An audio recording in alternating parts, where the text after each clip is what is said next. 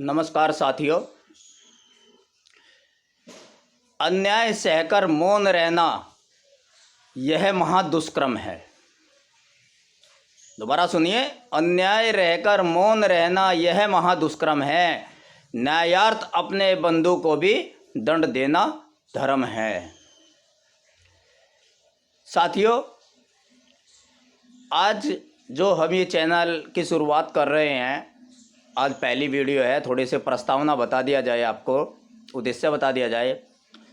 देखिए, भारत में रहने वाले, किसी भी देश में रहने वाले नागरिक को उस देश के कानून की जानकारी होना आवश्यक है, ज्ञान होना आवश्यक है। अगर कोई आदमी विदेश गया हुआ है और वो लौट कर आता है और पुराने कानून पे चलता है, इस बीच में कोई कानून बन गया है और उसका उल्लंघन उससे हो जाता है, तो वो यह नहीं कह सकता है कि जब ये कानून बना देश में तब मैं तो देश में था ही नहीं। तो इस दलील के आधार पर वो बच नहीं सकता। कानून ये बात मान कर चलता है, न्यायपालिका ये बात मान के चलती है कि जो इस देश का बासिंदा है तो उसको तो इस देश का कानून पता ही होना चाहिए। तो वो ये कह के नहीं बच सकता कि मुझे इस कानून का पता नहीं था। तो इसलिए कानून का ज्ञान सबको होना आवश्यक है। रही अब कानून के इतिहास की बात, दंड विधि का इतिहास बहुत पुराना है।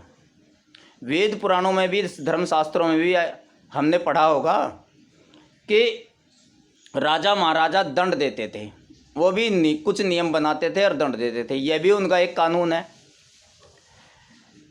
मनु स्मृति में भी दंड का प्रावधान किया गया है। याज्ञवल्क्य ने भी दंड का प्रावधान किया है। नारद जैसे ऋषि मुनियों ने भी, उनके साहित्य में दंड का प्रावधान है। तो बात आती है कि इसका इतिहास धर्मशास्त्रों में भी उल्लेखित है। मनु ने अपनी मनुस्मृति में अपराध को महापातक, यानी कि बहुत बड़ा पातक है, बहुत बड़ा राक्षस है, अनुपातक और उपपातक का नाम दिया है। यानी कि सूक्ष्म रूप से यह कहा जा सकता है कि धर्म से भी जोड़ते हुए धार्मिक परंपराओं के अनुपालन के लिए भी कानून बनाया गया है और उसी के अनुसार आधुनिकता में कानून लिया गया है। ऐसा नहीं है कि हमारी आईपीसी 1860 है और 1860 से ही कानून लागू हुआ है। ये राजा मर्यादा पुरुषोत्तम रामचंद्र जी के समय से ही दंड का प्रावधान दिया हुआ है। जब से राजा हुए हैं वो अपने हिसाब से देते थे। अब लोकतंत्र है, पहले राजतंत्र था, लोकतंत्र के हिसाब से दिया जाता है। ऐसा क्यों होता था? नारद ने तो यहाँ तक कहा है, नारद के ग्रंथ जो है, नारद मुनि, चाहे कुछ भी हो जाए राजा की आज्ञा का पालन तो करना ही चाहिए। धार्मिक ग्रंथों में उल्लेख आता है, राजा की आज्ञा का तो पालन करना ही चाहिए। लोकतंत्र है, हम राजा को चुनकर भेजते हैं, फिर वो आज्ञा देता है तो उसके अनुसार हमने आचरण करना पड़ता है, उस देश के कानून के अनुसार आचरण करना पड़ता है। मनुष्य एक सामाजिक प्राणी है, उसमें यथार्थ की और स्वार्थ की प्रवृत्ति निहित है। अपने मतलब के लिए वो कुछ भी कर सकता है, कानून भी तोड़ सकता है, दूसरे के को दंड देने के लिए अर्थात दूसरे का उत्पीड़न करने के लिए भी उदित हो सकता है। तो इसलिए कानून उन मानवीय अधिकारों का उल्लंघन होने से बचाता है, जिससे कोई किसी का उत्पीड़न न कर सके। कहने का मतलब यह है कि कानूनी दायरे में हमें रहना होगा। जहाँ रहते हैं, जिस घड़ी रहते हैं, जिस क्षेत्र में रहते हैं, उसकी परंपरा के अनुसार, उसके कानून के अनुसार हमें पालन करना होता है। तो इसलिए कहते हैं कि कानून से बड़ी कोई चीज़ नहीं है, विधि से बड़ा तो राजा भी नहीं है। कानून सर्वोपरि है, सबसे बड़ा है। अब बात आती है शुरुआत की। इंडियन कानून में एक बहुत अच्छी बात है, प्राकृतिक कानून। प्राकृतिक कानून का मतलब है दोनों पक्षों को सुना जाए, जो दोनों पक्षों का पक्ष रखा जाए। जैसे आपने कहीं कोई शिकायत कर दी, कहीं कोई वाद दायर कर दिया, किसी अधिकारी के सामने शिकायत कर दी तो वो वादी का सुनेगा तो प्रतिवादी का भी पक्ष उसे सुनना पड़ेगा। अगर वो प्रतिवादी का पक्ष सुने बिना ही अपनी रिपोर्ट लगा देता है तो उसको चैलेंज किया जा सकता है, क्योंकि प्राकृतिक कानून का उल्लंघन उसने किया है। आप अपील में जा सकते हैं, शिकायत कर सकते हैं, न्यायपालिका में जा सकते हैं, शिकायत कर सकते हैं, उच्च अधिकारियों को शिकायत कर सकते हैं कि श्रीमान जी मेरा पक्ष नहीं सुना गया, मेरी सफाई नहीं सुनी गई, मुझे युक्त अवसर नहीं दिया गया, इस जांच रिपोर्ट में प्राकृतिक कानून का उल्लंघन किया गया है। उच्चाधिकारी भी ना सुने तो फिर उससे बड़ा कोई भी ना सुने तो बाद में न्यायपालिका है, आप कोर्ट की शरण जा सकते हैं, वहाँ भी ये कह सकते हैं कि श्रीमान जी मेरा पक्ष तो सुना ही नहीं है।